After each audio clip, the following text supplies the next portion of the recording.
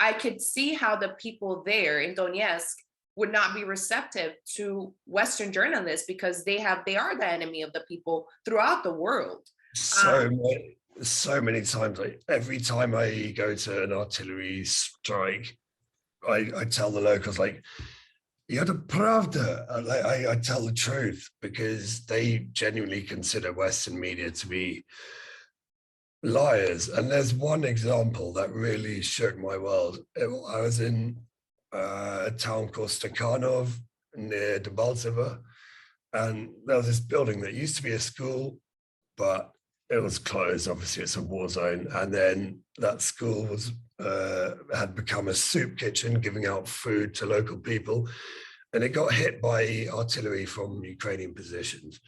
And then we went to photograph and video the damage.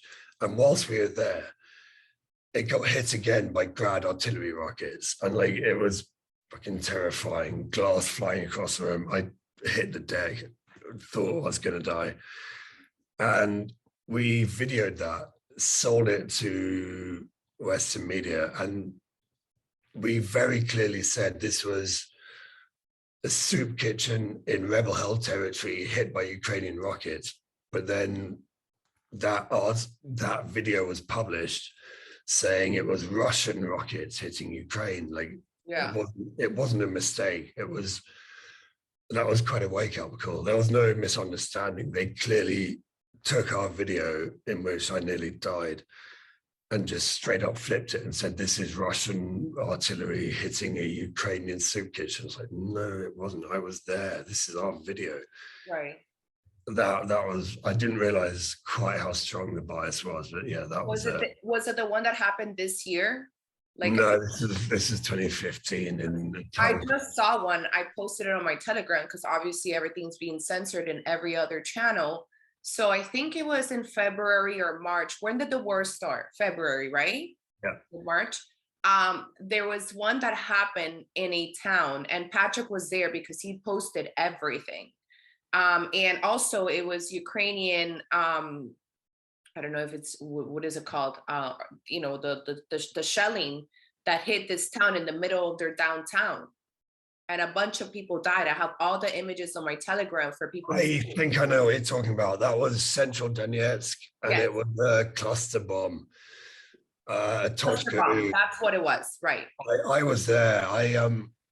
That was a day I decided to take a day off. I didn't want to go to the front line. And I was sitting on a sofa outside my apartment, drinking a mojito, and then bang! Every car alarm in the neighborhood went off because it was that big. So I just started walking towards the noise, and I got there, and there were just dead bodies all over the street.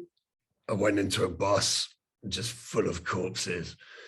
And if you're very quick on the scene, like, blood is normally quite dark, but if you're quick on the scene, you see arterial blood.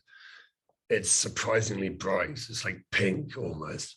And I remember putting that on my YouTube, and then people commenting, "Oh, obviously fake. They're mannequins. The blood's the wrong color. That's Russian propaganda. It's fake blood. You even got the wrong color." Yeah. So yeah, people were rejecting that as fake. That was central Donetsk, cluster bomb from a Tochka-U ballistic missile fired by Ukrainian positions, landed in the center in a residential neighborhood. And there's no chance it could have been a tactical strike or a misfire. That was very, very patently a weapon of terror, a cluster bomb in the center of a residential neighborhood. But yeah, I was there. I know the video you're talking about. It was so bad. Everywhere you looked, there was another body. And because I was there so soon after the impact. Yeah, I have the images in Patrick's video, I think, on my Telegram. And I guess the question is, why would they do this to their own people? I mean, their own people is a difficult thing to answer, but Donetsk has been separate for 8 years, and Ukraine has been shelling them pretty regularly, either to break the spirit. I don't fully know. I can't speculate as to why Ukraine is shelling Donetsk, but they're hitting it pretty much daily with mortars. But this cluster bomb, I don't understand the motivation. Maybe as a weapon of terror to try and break the spirit, to try and get them to capitulate. I don't know. I shouldn't speculate, but that was the biggest weapon that I've seen fired. A ballistic missile with a cluster bomb warhead in the center of a residential neighborhood. It was beyond fucked. Like everywhere you look, there was another person flailing about, like an old woman just screaming for help, both her legs missing, blood everywhere. A man watched his wife die in front of him. That was pretty challenging.